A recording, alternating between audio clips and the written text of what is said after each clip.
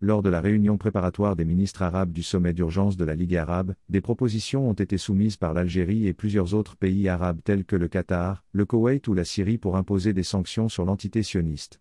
Ces propositions, qui visaient à mettre fin à l'agression israélienne contre Gaza, ont été rejetées par 4 pays, notoirement connus pour leurs liens et leur connivence avec Israël, le Maroc, l'Arabie saoudite, les Émirats arabes unis et la Jordanie.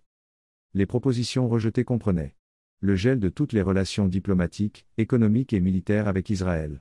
L'interdiction de l'utilisation des bases militaires américaines dans les pays arabes pour fournir des aides à Israël. L'utilisation du pétrole comme arme économique afin de mettre pression aux alliés d'Israël.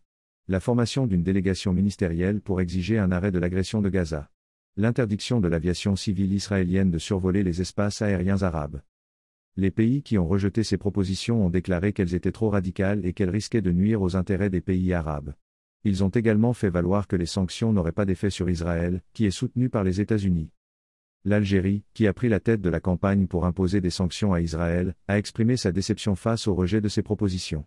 Le ministre algérien des Affaires étrangères a déclaré que les pays arabes modérés avaient choisi de sacrifier la cause palestinienne sur l'autel de leurs intérêts économiques et politiques.